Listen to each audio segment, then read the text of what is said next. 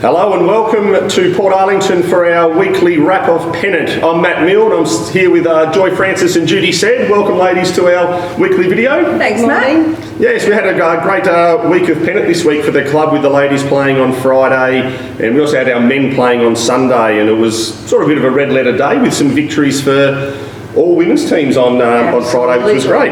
Yep. So first of all, we'd just like to thank Sonia Di Pietro from Stockdale Lego for sponsoring this video each week, and it's been a fantastic initiative, and it sort of gets everybody involved with Pennant results. So what we might do is we'll kick off with Division 1, and they actually had their first win for the season this year. They defeated Anglesey Golf Club 5-2 at Bowen Heads. At the top of the order, they were fantastic this week with Jen Edmondson, Jill Barker, Ange Foote and Meg Pratt having comprehensive wins, while Jeanette Barclay secured a win at number 7, which was fantastic. Absolutely.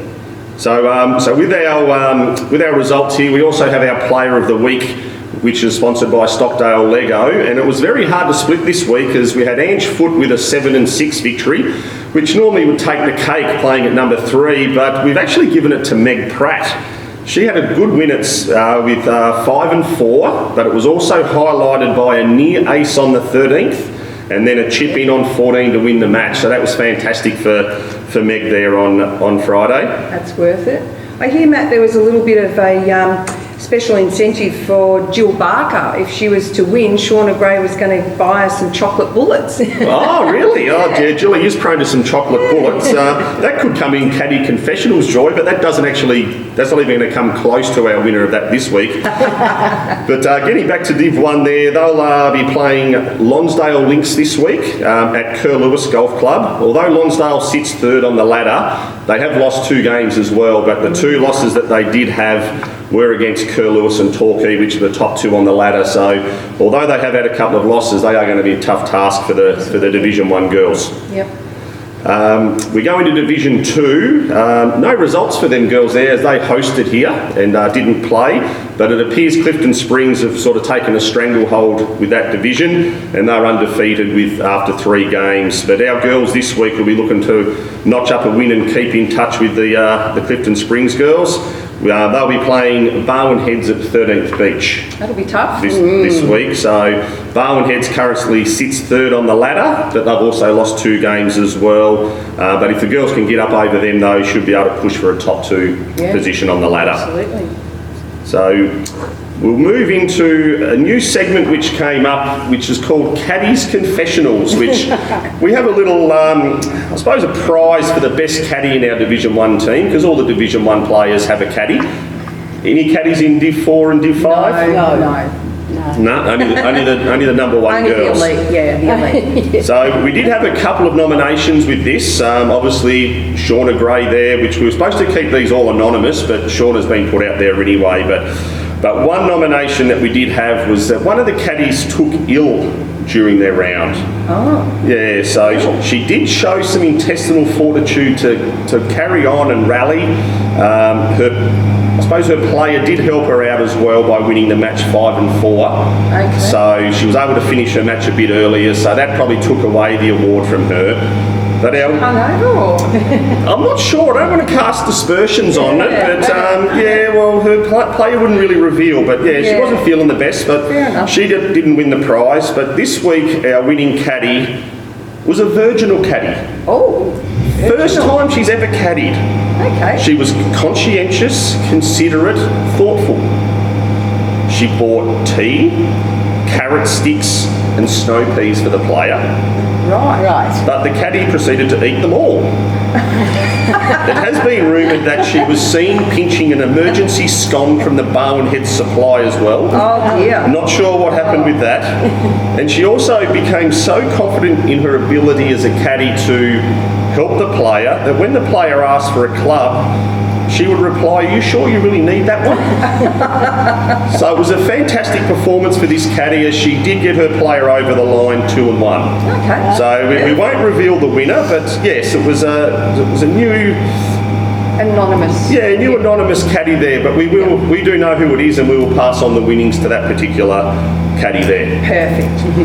So yeah, so that was quite interesting over there at that was at Bowen Heads on Friday. Yep. Okay, so we'll move into Division 4 now, which we have Joy as a representative of Div 4. They actually defeated Lara Golf Club, a massive smashing 4.5 to a half, which was played at Curlewis. And I'll hand across to Joy there to give us a bit of an overview of those results. Thanks, Matt. Yeah, well, Division 4 had a great result, as Matt said. We played at Curlewis against Lara with a 4.5 to a half win.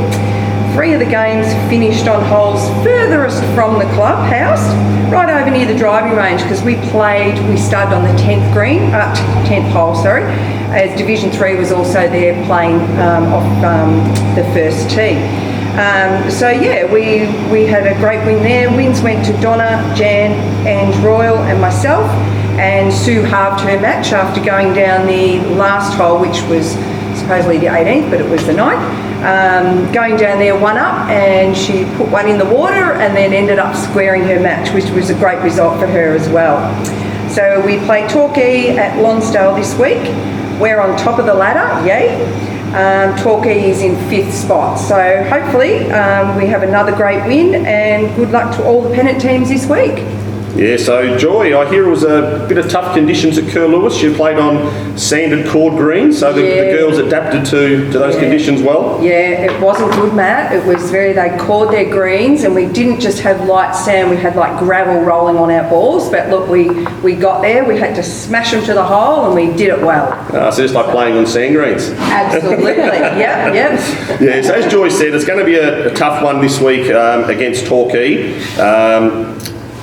So it'll be interesting to see how they go, because I think they won 5-love against Barwon Valley last Friday, so they'll be primed and ready to go to take on the top of the table, Portarlington. We'll just have to cut them off at the knees. Yeah, so Stockdale Lego Player of the Week for Division 4 was Donna Ut.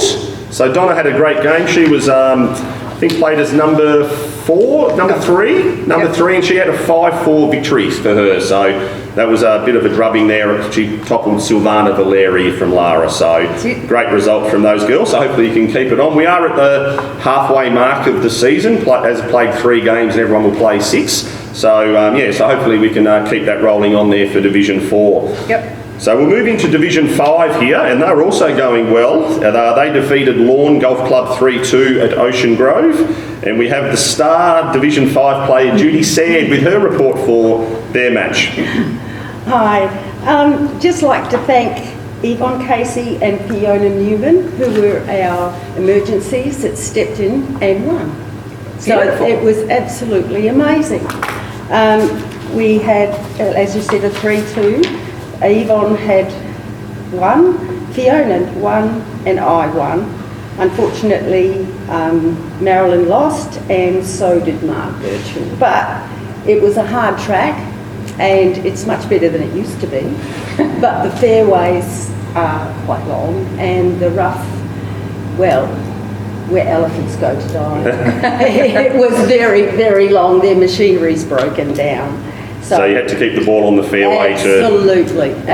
And have a look at the 2 girls that did go down, like Margie Birchall and Marilyn Mooney. They were only 2-1 losses, so really quite close games there in that division. Yes, they were, as we had to give shots, or get shots, but mostly gave shots. So we did very well, I thought.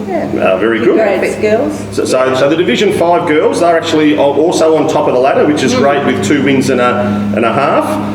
They do have the Sand sort of chasing behind them, which is going to be interesting when they meet there. So hopefully with Portarlington they can keep going with that and get some victories there. Now they are playing, as I said, we're playing Queen's Park. Yeah, this week Queen's Park against Clifton Springs. At Clifton Springs.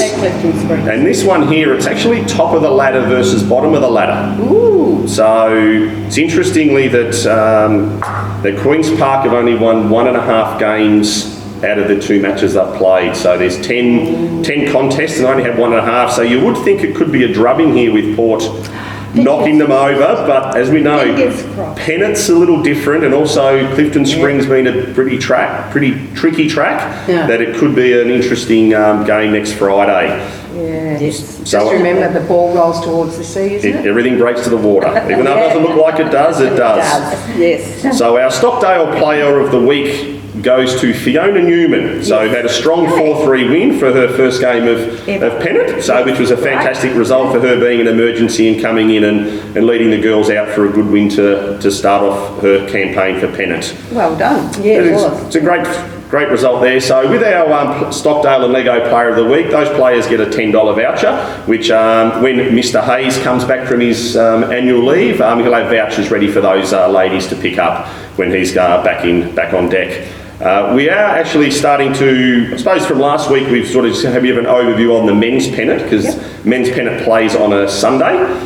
So this year we've got a Division 2 and a Division 5 team. So the Division 2s yesterday played at Colac. They played Colac Golf Club at 13th Beach, and they actually had a hard-fought 4.5, 2.5 win. So that's 2 wins in a row for the boys now. They had Matt Davies, Simon Goggin, the Iceman, Sam Beeston and Phil Toyne were the winners, and then Yanni Lathouris, he had a half. And this win probably keeps them right in the mix for a finals berth if they can continue. Right. While the Division 5 boys, they played Bannockburn Golf Club down at Royal St Leonard's, and they unfortunately went down 4-3. It was close tussles. We had the club champ Andrew Wooten playing Division 5. Division 5. Coming off a bit of a wrist injury, but he had a win. Matt Miles.